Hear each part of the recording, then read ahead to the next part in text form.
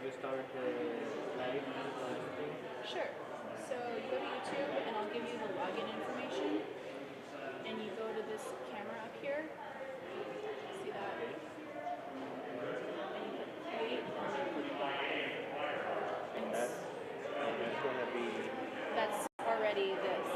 So usually, like if you're starting a new live, it would ask you for like the live stream key. That's already been saved. So I pasted it here. So that's right there. So all you have to do is that's two pages. yeah. Okay. Yeah. Just home, make sure the stream is healthy, go to YouTube Live. And all you have to do to start the system is click power on air. And that's it. And then just to show you how to use the camera. I was going to ask you, how does the sound get into the video? Oh, yeah. So it's run through the board. So the mics are run through the board, and the board inputs to and the camera stream. So Nothing to be done. Just like the. yeah. So this is super self-explanatory. You don't have to do anything with the settings. All you have to do is, this is the zoom. So if someone's at the podium, zoom in. Someone's at the zoom out. If they're doing the covenant, go up. Use your best judgment, etc. Do you like check the sound with somebody else? Like, hey, that one, okay, one. I would like to, but it's never here, so I just do it by myself. Okay. I mean, like, that's the best practice, obviously, but because you know, Takes two. it takes two people.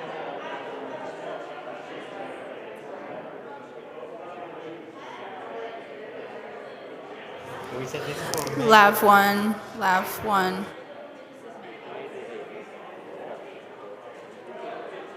So, Lav 1 is working, full battery, that's true.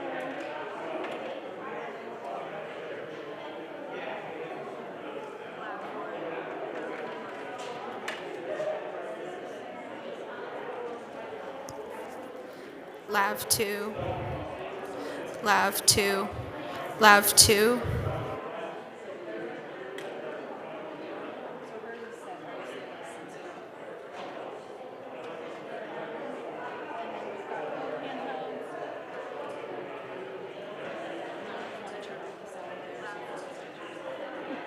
So anything you say in this box, they can hear you.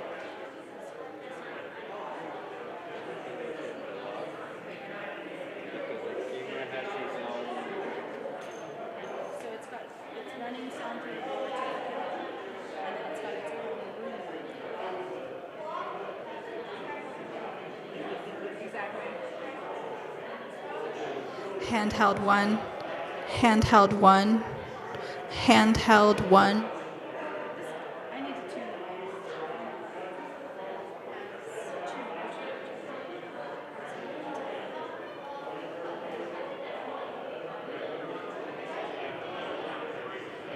Handheld 2, handheld 2. So I'm going to take these down. And are you? Yes, my kids, both of them are here. Okay. But next week, if my wife is here, I'll have them here. Yeah. It's a super simple system. Yeah, I got them.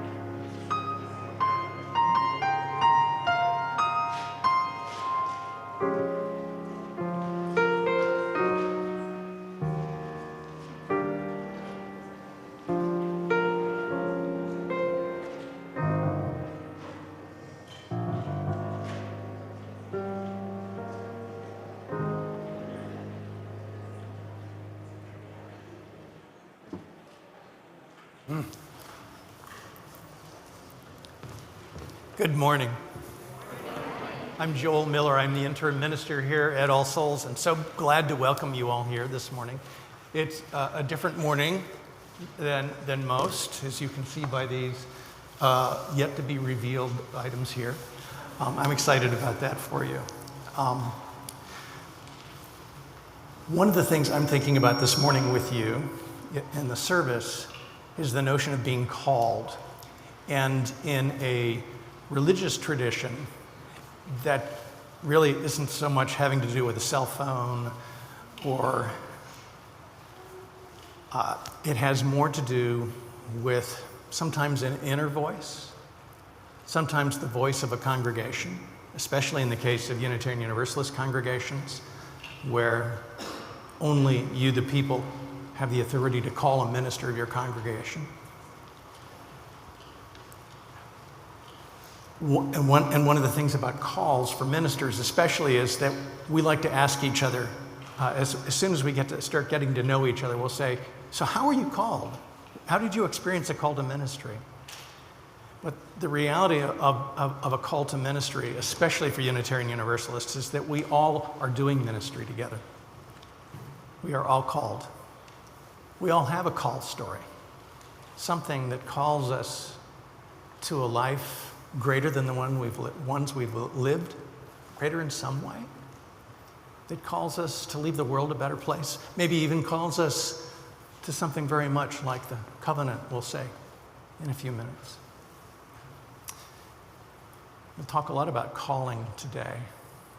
May the voice of love and longing speak gently and profoundly in your lives. Good morning and welcome.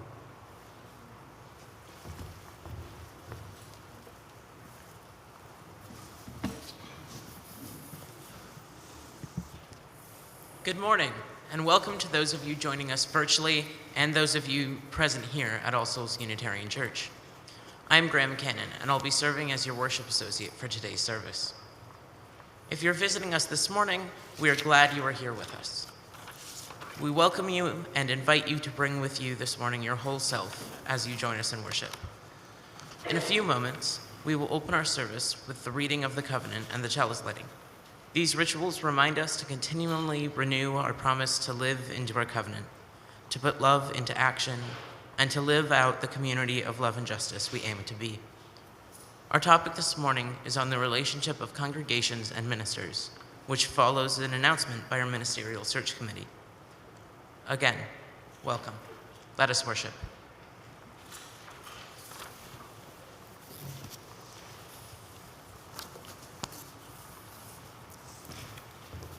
We connect in so many different ways, and so some announcements for this morning, and greetings to our folks who are watching on the live stream this morning, or who may be watching the service later. If you are here in person, then hopefully you will see some connection cards. They're purple and they have good questions on them. If you want to hear from us, or if you would like to know more about how to connect with All Souls, you can fill this out, leave it in the offertory basket. And if you're online, there's a link for how to let us know you'd like to know more, or perhaps you'd like to be part of a small group, or like to know more about life and activities at All Souls. Or maybe you want to have coffee with the minister, which the minister would love. So let us know you're around. One specific thing that is happening that I'm excited about, the Unitarian Universalist youth are having a conference, something that Unitarian Universalist youth have been doing for a long time. I did the same in my own Unitarian Universalist youth, was go to cons, as we call them.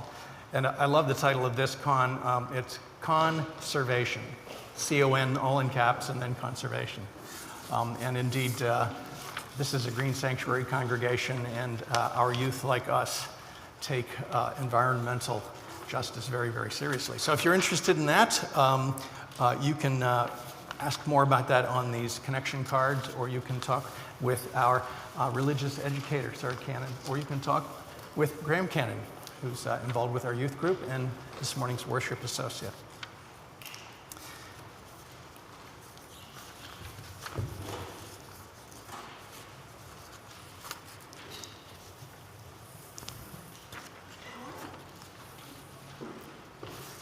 please join us as Colin Elsmore lights our chalice for us this morning? We will read the covenant that is on the wall behind us. Now, here, let me show you how it goes. Ta-da. You got it. Well done. Now push this down. Love is the spirit of this church, and service is its law, to dwell together in peace, to seek the truth in love, and to help one another. This is our covenant. Yep, you're good.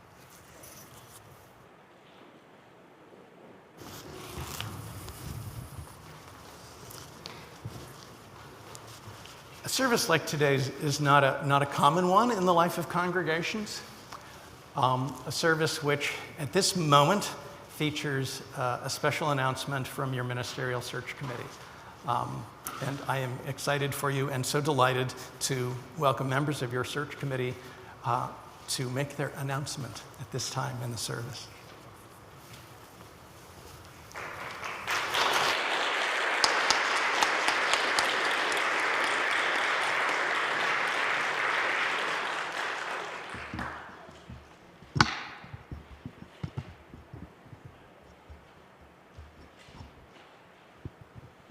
How do I take this out?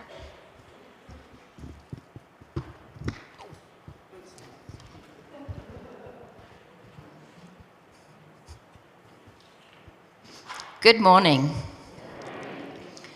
So, if you've read your emails in the past 48 hours, you know that we had a little internal error this week. Our candidate had prepared a letter and video message to go out to you all after today's service, and it accidentally went out on Friday. Oops. There's an Arabic saying that I love. If you want to make God laugh, make plans. I like to think that we made the divine chuckle this week. But in case there are those of you who haven't read your email in the last couple of days, we are still going to do our reveal. We on the Ministerial Search Committee are thrilled to announce that our ministerial candidate is currently the associate minister at a large UU congregation in the DC metro area called Cedar Lane. The senior minister is Abhi Janamanchi, a Hindu Unitarian Universalist. Last weekend, Cedar Lane celebrated the Hindu festival of Holi, where participants fling colored paint at one another to celebrate spring. We have 2 photos of our candidates from last Sunday's service. The one on the left, don't do it yet, the one on the left is the before photo, and the one on the right is the after photo. So, we are proud and excited to present to you our ministerial candidate, the Reverend Katie Romano Griffin. Go ahead.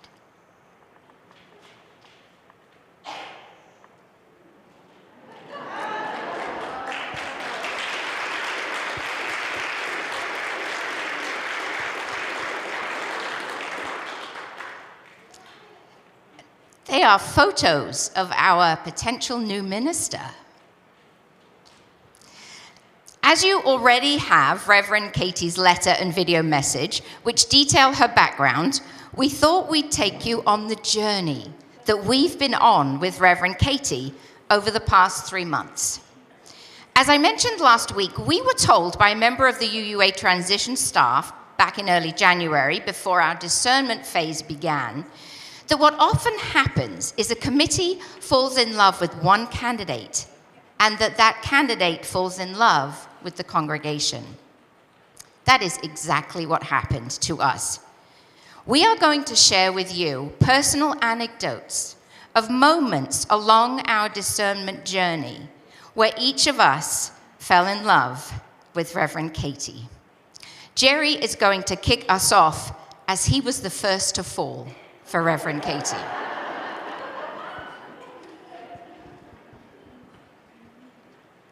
On January 2nd, the ministerial records of candidates that might be interested in coming to All Souls were released to us. Reverend Katie was one of 9 candidates we received and reviewed. I loved her record and volunteered to be the contact person for her. On January 4th, I reached out to her to schedule a Zoom interview with our team. Her response was a wonderful yes, and included the following, and I quote, "I have been extensively researching your congregation since the summer," and continued with a request to learn more about us with a comprehensive list of very discerning questions about All Souls. Before her Zoom meeting interview on January 9th, she had a second round of follow-up questions as she prepared for the interview and wanted to understand all about All Souls. Let the story unfold. The initial candidate interviews last an hour. The UUA requests that we structure the interviews to allow candidates to ask us questions in the last 15 minutes. Before our interview with Reverend Katie, she sent us our first video message. In it, she told us that in our congregational record, she had picked up on some heartbreak in our community around having taken concrete steps to become multiculturally welcoming, but that she sensed we felt we weren't succeeding in being welcoming to people with marginalized identities. She said she wanted to invite us into these messy conversations around multicultural and multi-generational ministry, whether she was with us for 1 hour in the interview or for the next 20 years as our settled minister. She went on to ask us a few questions that she wondered if we would like to discuss during the 15 minutes of the interview that were her 15 minutes. The first one was, where is the pain and where is the joy in the multicultural work that we had done? That was when we realized that she had emailed us all her logistical questions before the interview, so that during the interview, she could use her 15 minutes to minister to us, to help us grapple with a topic where she sensed we were feeling pain. That first interview was extraordinary, and the next 4 anecdotes are from that short but impactful hour and a quarter. The first one is from Emily Salinas, who couldn't be with us this morning. But Emily wanted to share with you that in our very first interview and in every subsequent meeting, Reverend Katie always asked us if it would be okay for each of us to check in. She checked in with us on a consistent basis every time we met, ministering to us from the get-go and consistently throughout the process. Over to Tom. Indeed. Reverend Katie asked that we have a quick check-in before each one. It just so happened that on that January 9th call, my wife had come down with COVID. And I mentioned that during the call. But I said, my wife is suffering from COVID right now, so a mild case. Reverend Katie responded and said, is Babette okay? Now, most of you all know Babette, and I know she's got a reputation, but going all the way to DC is pretty far. And what we learned is this is a prepared candidate. This is somebody that has been looking at us and really is planned and consistently prepared.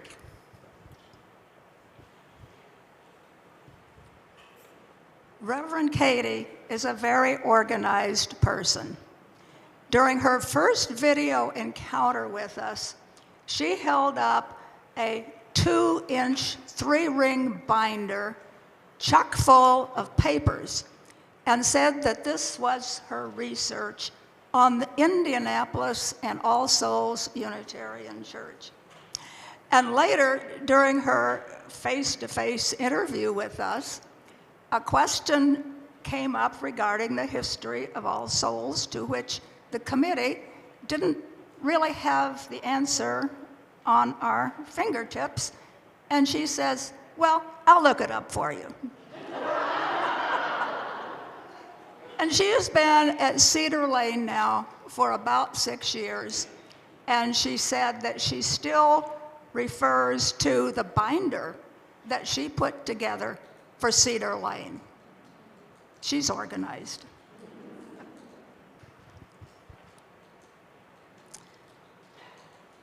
Finally, in that first interview, the All Souls that Reverend Katie reflected back to us led us to question, are you talking about us?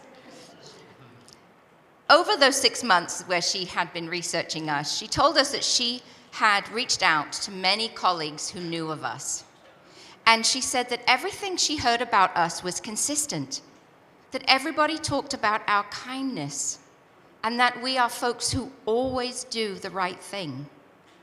She believes in us and has an expansive view of All Souls that makes all sorts of things feel possible for our future. To have her reflect back to us what she sees, hears, and believes about us is powerful and has changed my personal view of us so much at this point that I now believe she is talking about us. There were about 8 weeks between our first interview with Reverend Katie and her coming to Indy for her pre-candidating weekend. Jenny will tell us what happened in those 8 weeks. Morning. Reverend Katie sent us regular video messages with readings and poems that might help us with what she thought we were dealing with that week. She started each one. Hello, Annie, Emily, Jenny, Jerry, Tom, and Tom, which I eventually came to realize was our names in alphabetical order.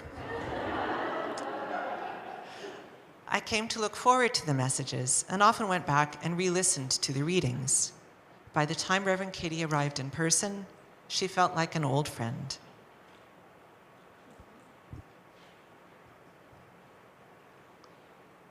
On the Saturday morning of her pre-candidate weekend, Emily Salinas and I picked up Reverend Katie and her husband Sean for a tour of the Indianapolis area. It was clear that both already knew a lot about Indy, but were eager to see and learn more. Before the interview that afternoon, our team gave them a tour of the All Souls facility and grounds, and that lasted over an hour, a bit longer than we had planned because they were so engaged and had many questions, positive observations, and ideas. And the story just keeps getting better. It's hard to describe our 3-hour interview during the pre-candidating weekend. It wasn't an interview so much as a transformative conversation.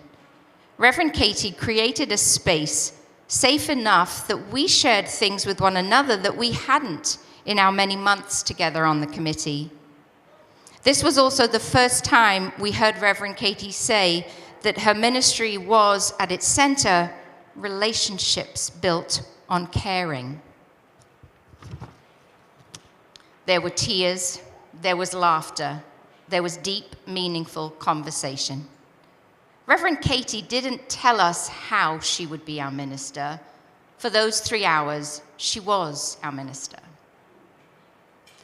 There was one question that we had talked about a lot in our committee. How must church change post-COVID? Up until that interview, that question had been theoretical. But for the first time during that 3-hour interview, we heard some practical answers to that question. Not only is Reverend Katie aware that changes need to be made, she has some solutions that she's already tried at her current church and among the coalition of UU churches in the Metro DC area that she's a part of. And they're working. Not only is Reverend Katie deeply relational, she is also tech-savvy and data-driven, and every now and again you'll hear her say, "Stop me if I'm geeking out."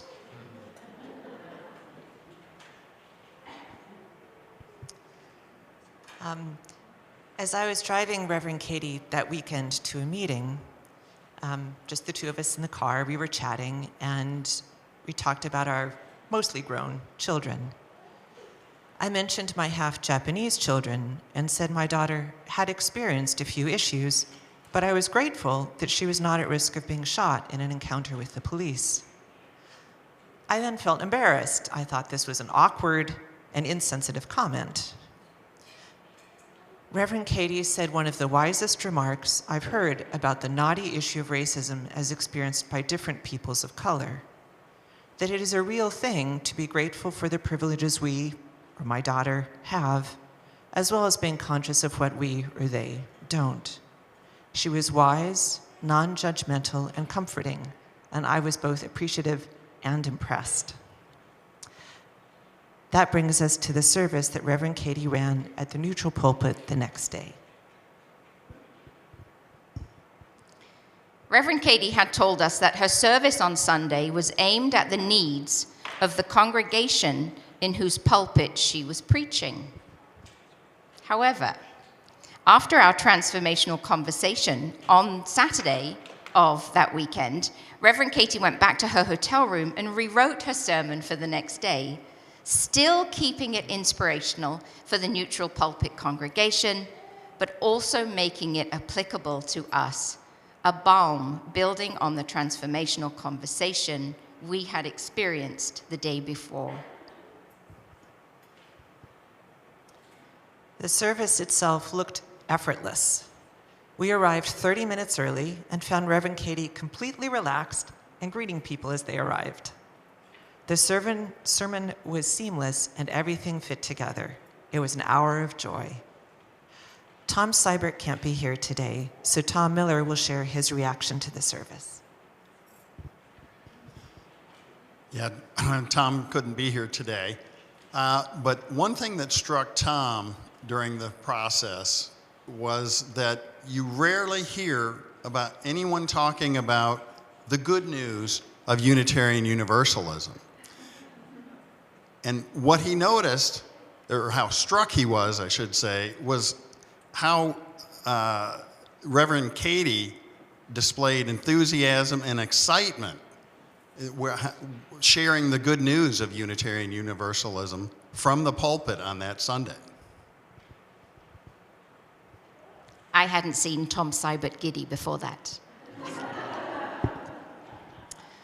So those are the highlights of the story of how the Ministerial Search Committee fell in love with Reverend Katie.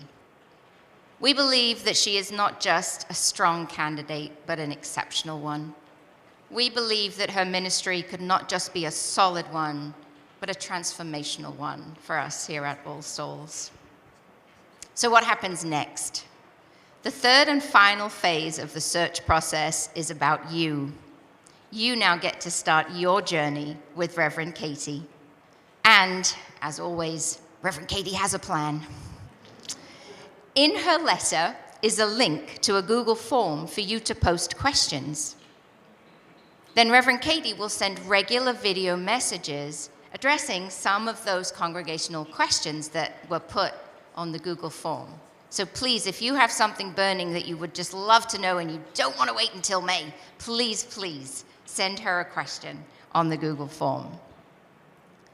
You can also sign up for the Zoom meeting on April 24th. So she's going to do a Zoom meeting on April 24th. There is a link to sign up to that Zoom meeting on her letter. So again, if you would like to meet her before she comes in person, please sign up for April 24th. Candidating week is the second week of May. It is our goal to give each of you the opportunity to meet Reverend Katie in person. May 8th, she will be here in the pulpit. It is Mother's Day. We are so sorry. We have time restrictions. So the first Sunday is Mother's Day. If there's any way you can postpone your Mother's Day plans until after church, please come to church and meet Reverend Katie then. She is here the whole of the following week. So she's here for the whole week from May 8th to May 15th, bookended by being in the pulpit. The following week, there will be many meetings of different subgroups within the church with Reverend Katie. The Ministerial Search Committee will be reaching out to people, not this coming week, but the week after, with invitations to those meetings for different subgroups to meet with Katie during that week, candidating week. We will also have at least 2 cottage meetings, one in person, one on Zoom, one in the afternoon, one in the evening. We will send out information about cottage meetings. Everybody and anybody is welcome. We will have a congregational pitch-in early Saturday afternoon, May the 14th, for a social event for everybody to be able to come and meet Reverend Katie and her husband, Sean. And then on May 15th, Reverend Katie will again be in the pulpit, and after that service will be the congregational meeting where we vote whether or not to call her as our next settled minister. If you have any questions about anything you've heard today, if over the next 4 weeks between now and candidating week you have any questions about candidating week, please do not hesitate to reach out to any of us on the Ministerial Search Committee for help. Thank you so much.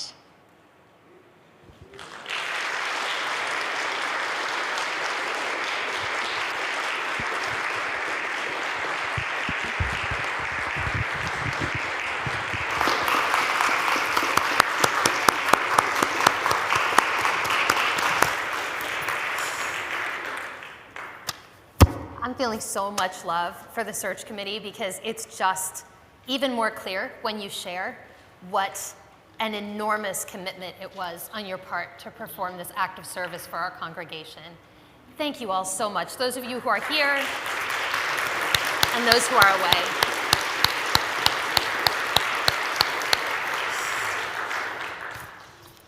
So exciting. Oh my gosh. So I have a story to tell you. Can everybody on the quilt see me okay? Everybody in the pews? Good. Great. So, once upon a time, there was a girl on her way to her first day at a new school. If that has ever been you, give me a sign. Anybody? Anybody? Yeah. I've been the new kid on the first day at school a lot. We moved a lot when I was a kid. And I see that, some of you might know what that involves. So maybe you had something with you that smelled new and felt new, like maybe a new backpack or a new pair of shoes, or maybe you were wearing something that was kind of big that had been handed down to you by someone older, something with room to grow into. And maybe you had some questions, like maybe, what if I get lost in this new building? Or, will the teacher be nice? Or, will the other kids like me? Or will I know anyone else in the class? And maybe you had other questions like, what if someone asks me a question and I don't know the answer? Or what if I make a mistake? Will they be kind? Will they be understanding? Or even questions like, can I do this? Am I ready? But this girl was pretty brave and she did not get lost much. And by the end of the day, a lot of her questions had been answered, and most of them even had good answers. But even a day that goes pretty well can be tiring when so many things are new.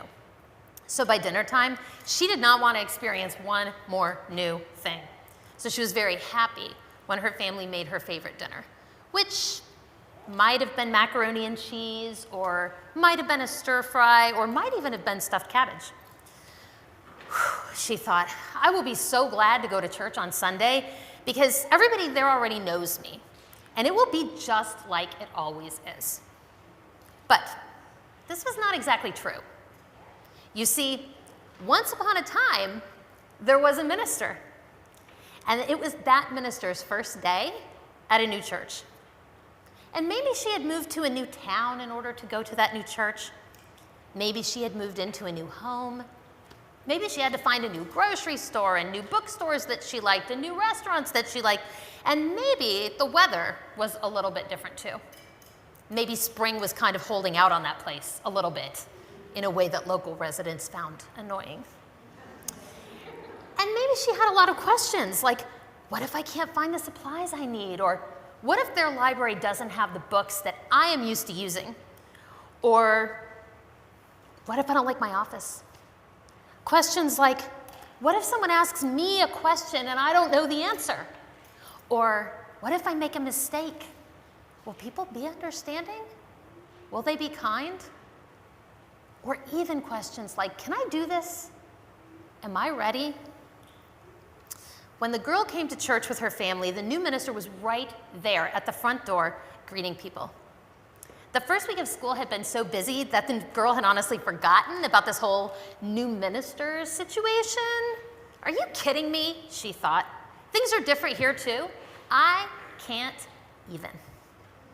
And the new minister thought, oh, a kid. I like kids. And oh my gosh, those look like new shoes. They're so cool. Good morning, she said to the girl. I love your rainbow sneakers. Well, the only thing worse than having a new minister was having to talk to one. So the girl put herself firmly behind her grown-ups.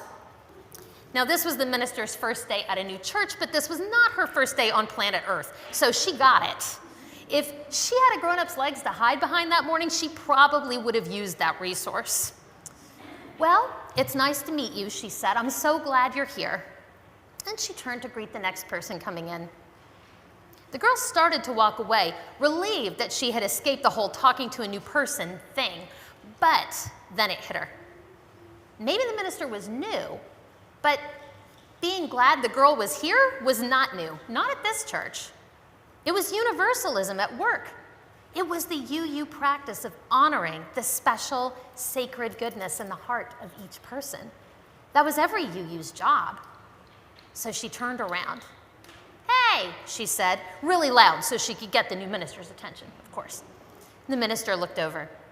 I'm glad you're here too, said the girl, and held up her 2 U's like she did during the chalice lighting and spirit play every week.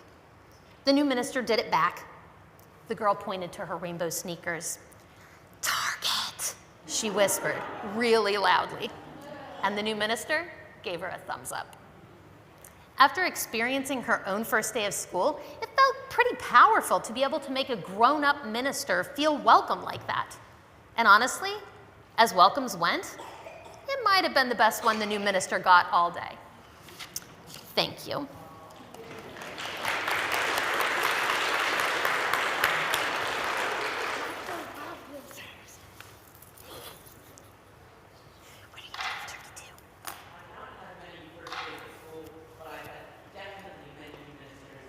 Churches that I've had to go to.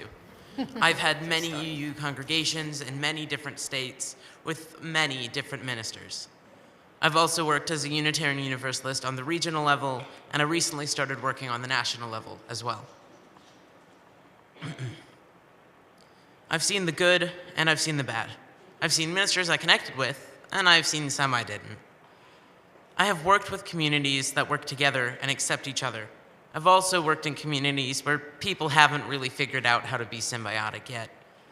As a welcoming and opening community, we need to be able to grow and to work together, and we need to be able to accept people when they come in. We need to welcome people who need us because we probably need them. Not all congregations have really learned that yet. My first church was a small UU church in Utica, New York. It was a very small community, and I was very young, but one thing I remember is that I never felt unwelcome or unwanted. I always got a warm greeting at the door. The youth were all nice to me, and so were the adults, and the congregation as a whole was welcoming and wonderful. When I got a bit older, I moved to a much bigger church, where I didn't know anyone. On the first Sunday we were there, I was so excited. I was curious to see the service, to hear the music, but I was most excited for RE. When I stepped into the classroom, I got strange looks, and I heard hurtful comments and comments under their breath from the other kids. After RE and service, I went to coffee hour at the small church in New York, and the small church in New York, everyone, including the kids, would help with coffee hour. So when I walked into the new church with me and my family, we figured we should try to help. When me and my older siblings walked in, we got yelled at. Nobody was even allowed near the kitchen at this church, especially not kids. We weren't allowed to help, no matter how much we knew or how much we had to offer. This was not a welcoming congregation. No one in the church worked together. The DRE didn't talk to the volunteers ahead of time. The minister didn't have worship associates or a worship team to back them up and to work with them. And the adults and youth didn't even talk to each other.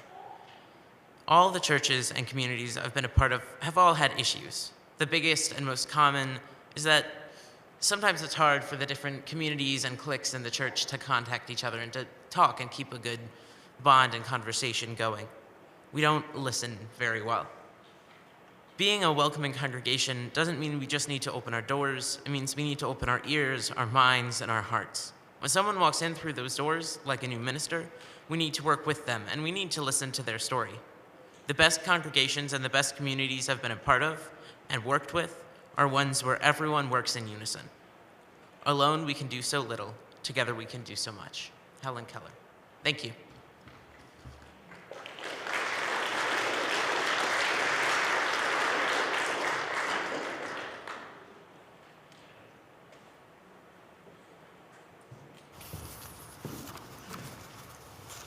Sometimes our call to ministry comes in the lives and experiences of others and who we are in community with. And so to give voice to this experience itself, we have this time of joys and sorrows. And this morning we have a number of joys and sorrows. I have to tell you that it's a joy this morning that the heat's on. I heard last week was really cold.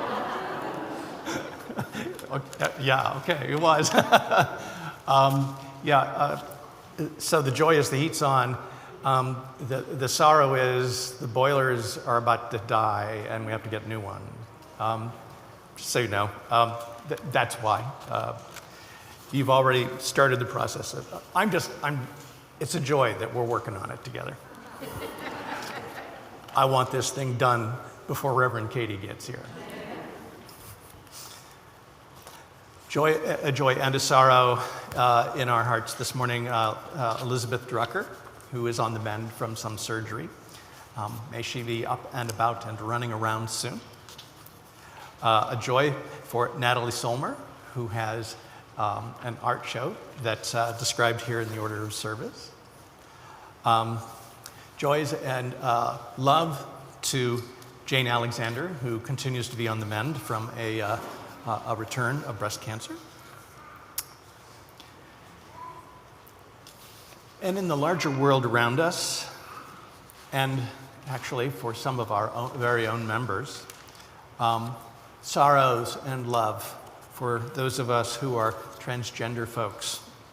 There are hundreds of laws introduced or being passed in the 50 states in some of the 50 states right now, questioning the right of transgender people to even exist. Joy and love to our Muslim neighbors. This is the second week of Ramadan. And joy and love to our Christian neighbors and those of us here who might be Christian or Muslim for that matter. This is a especially holy week, not only Ramadan, but Easter, or for those of us who are Jewish or our neighbors who are Jewish, Passover starts on Saturday. There's so much spirit in the world at this time. A sorrow for the woman who went to the hospital for care after trying to abort her own pregnancy and was turned into the state of Texas, the police. She committed no crime, but she's being treated as if she had. And such a joy. What an you guys are wonderful. Thank you for all of your work, our search committee.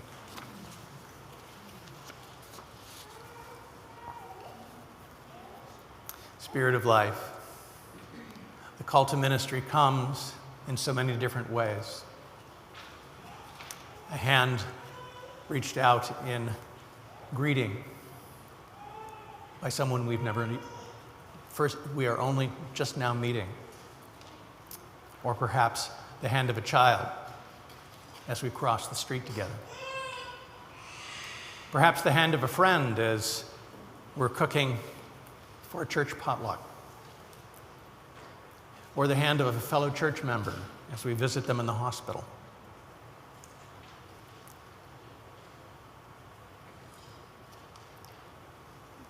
the voice of a friend calling on a phone.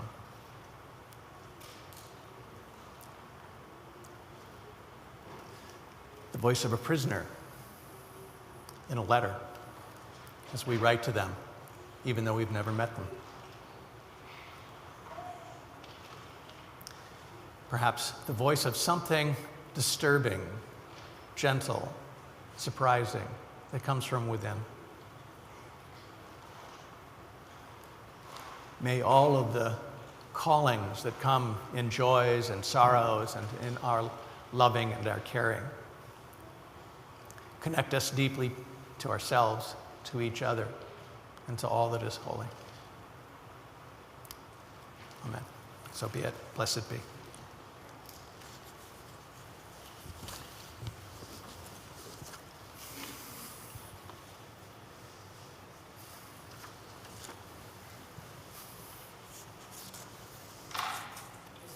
Our offertory contributions will go to our very own East Coast Migrant Head Start project and the Indianapolis campus. Your contributions today will support the Head Start project to provide the supplies and educational toys that will help the children receive a high-quality education to support school readiness. The children of migrant and seasonal farm workers are cared for and advocated for in a culturally sensitive way, and so are their parents, who matter the most to these children. To contribute, you can put cash or a check into the collection plate, or if you're online, you can go to allsoulsindy.org, where you will find a link that says Give to All Souls here. It's on the left side, beneath the description for today's service. Be sure to mention your donation is for the Head Start program. Thank you for your generosity in supporting the mission of All Souls and for your continued love for one another and for this world.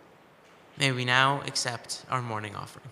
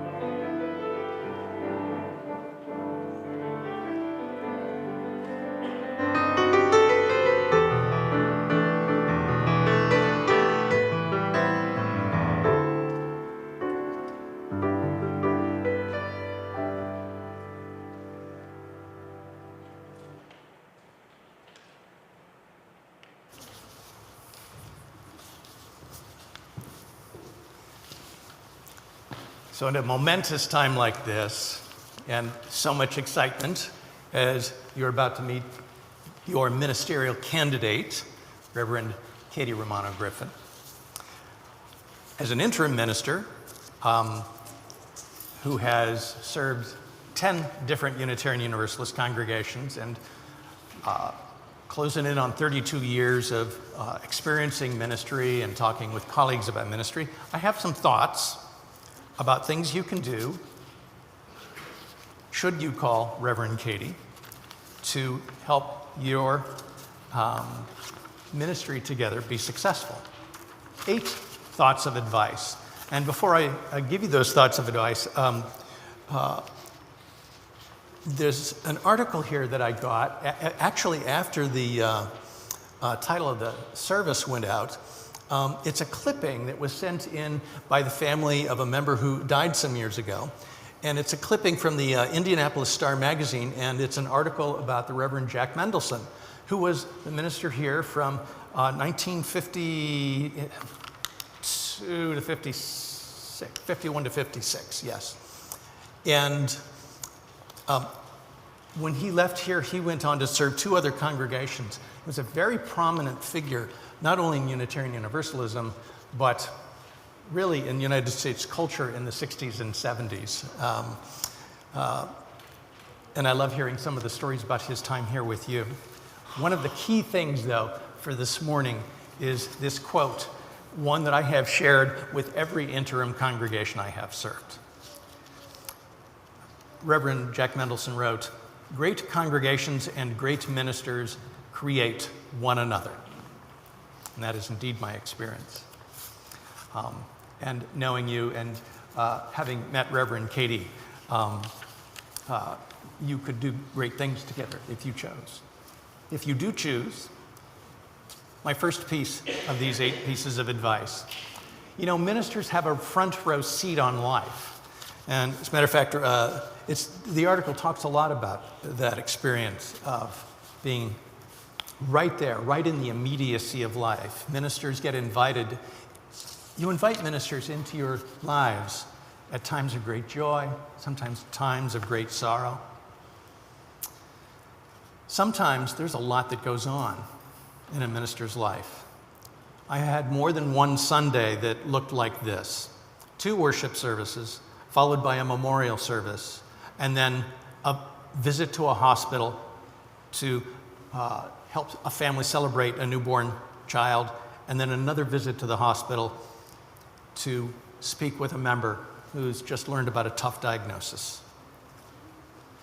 Ministry is not really a career, it's not really a lifestyle, it's a calling, and one always on our mind. So one of the things about that, and this is the piece of advice, when you see your minister at the grocery store, they're still at work. We're very glad to see you. We're always glad to see you. We love you. I love you.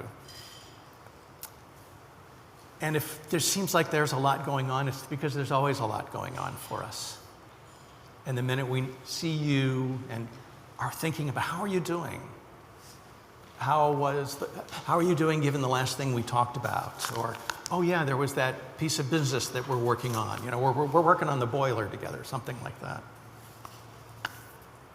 There's always an aspect of our lives at which we are at work.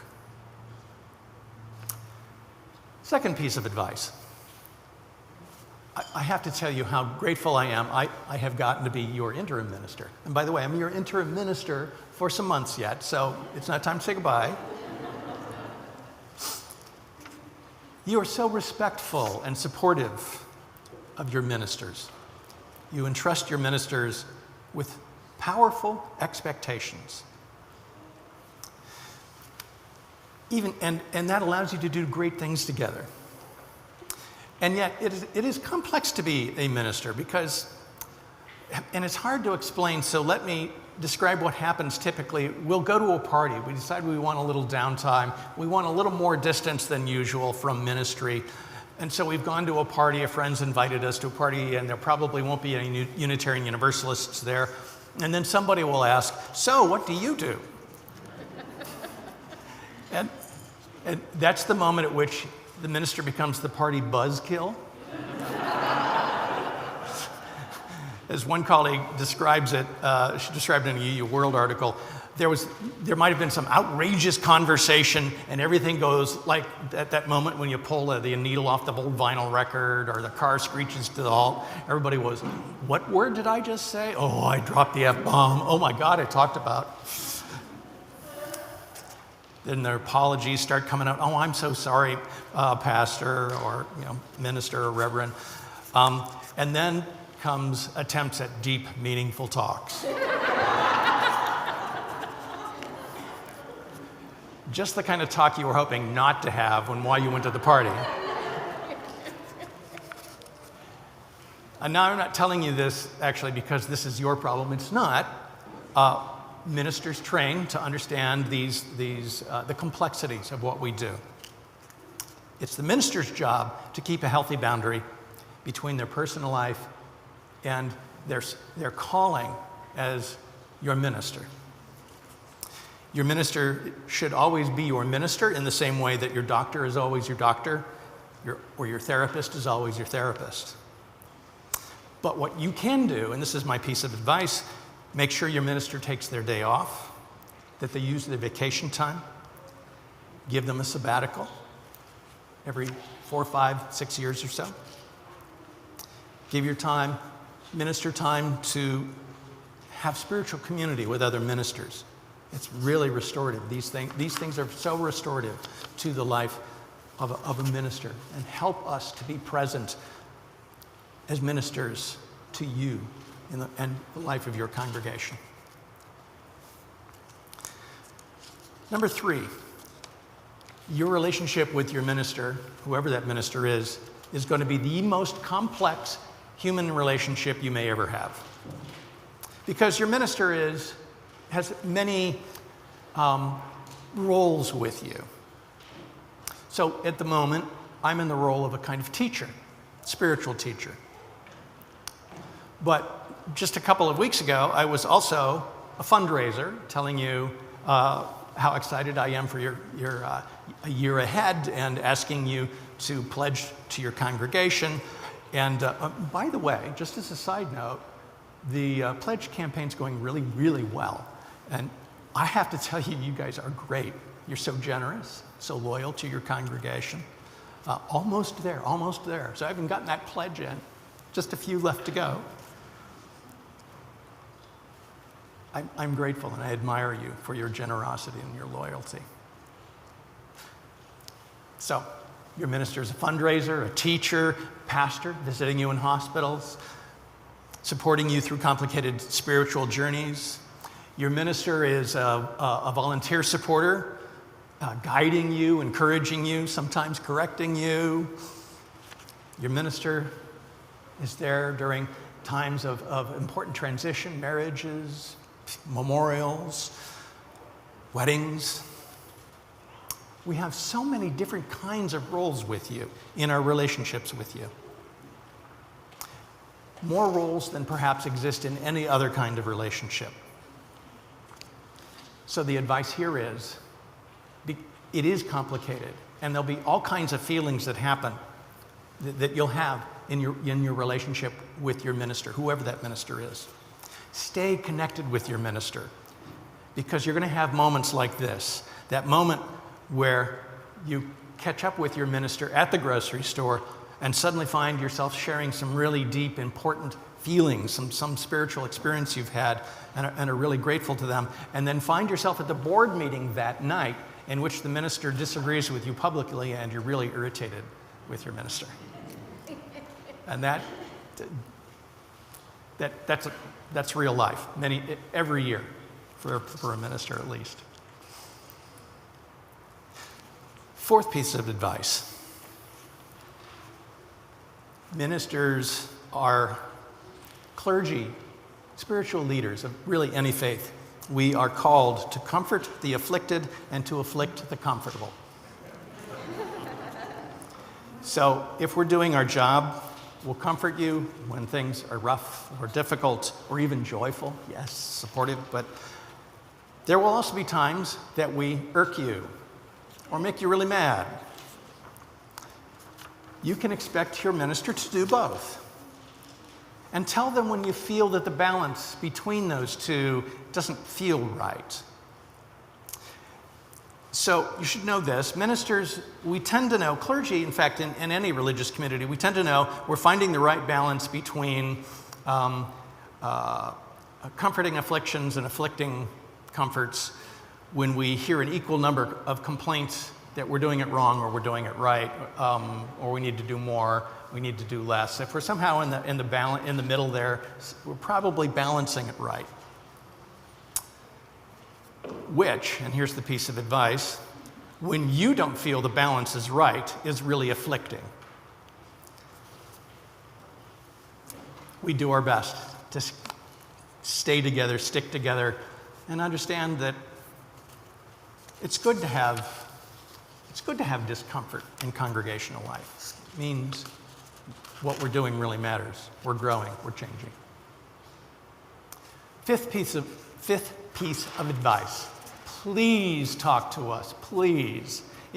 Don't talk around us. Don't just go talk to a friend and then just leave it there. Please talk to us, especially when you're unhappy with us, especially when you're really feeling joyful.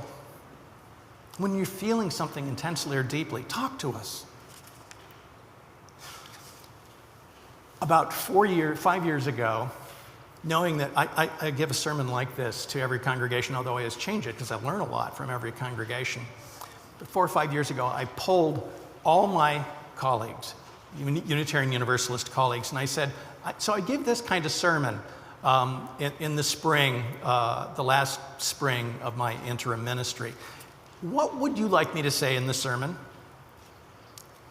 All of them, without exception, all of them said, please talk to us.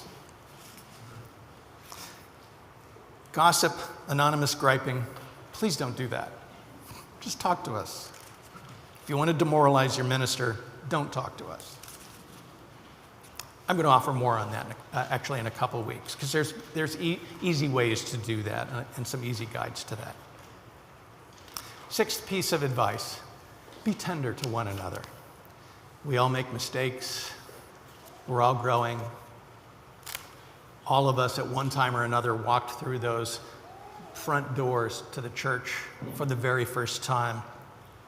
And unless we were very in the arms of someone as a child, it's a really intense experience. Be tender. Love one another. Seventh piece of advice, practice shared ministry. I found it doesn't matter how large or small the congregation is, a congregation that has a minister can't expect the minister to do it all. You have to do it together.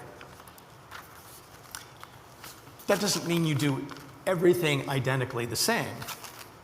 In shared ministry, it turns out some things are best done by a minister, like managing staff, overseeing worship in general, keeping current on best practices, encouraging us to have healthy conflict and avoid unhealthy conflict.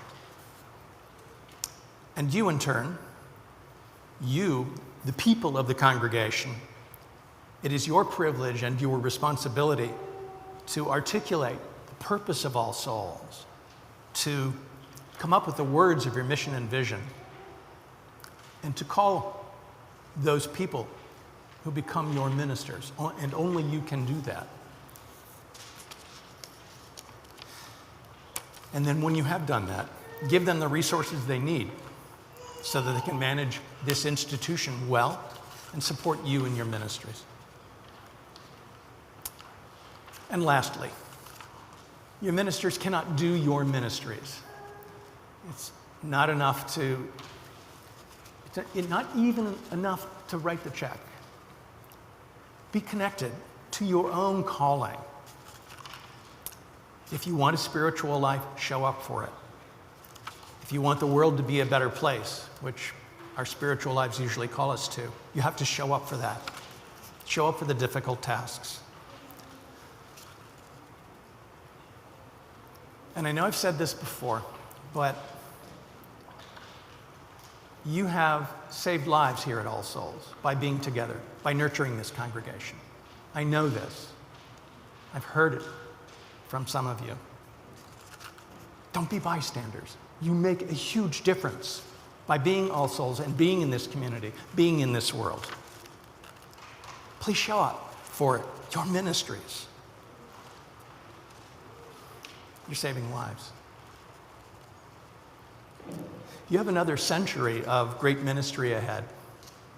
You've had over a century of ministry since 1903 together. You have another century, at least, of great ministry. And the possibility, perhaps, that you're going to be calling your next minister soon. I offer you these thoughts of advice as a way to keep being a great congregation and to keep calling great ministers. We have a song I'd like to sing a song as we close, a hymn.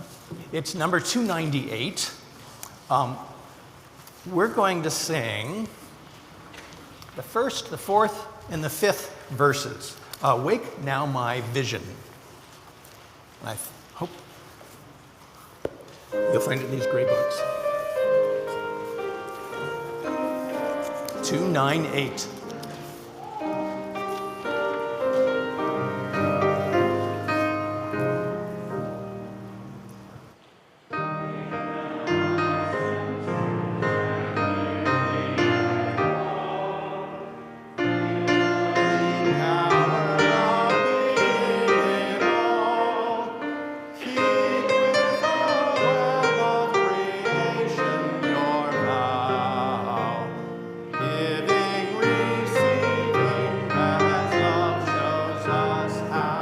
Verse 4.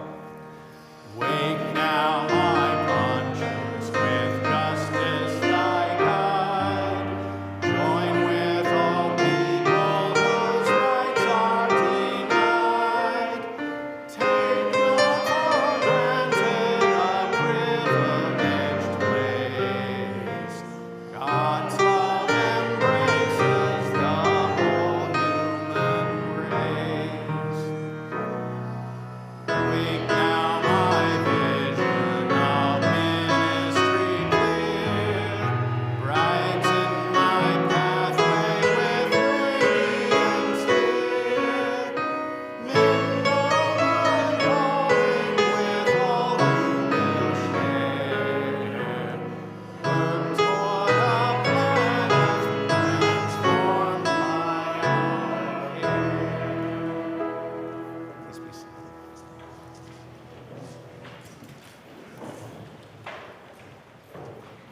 Go now with the voice of love ringing through the living of your lives. Know that you matter. Know that you are loved. And when you can't quite hear the call or can't quite feel that love, know that we will be here every week, every day. Go in peace, be in peace, and know that we are and we will be loved.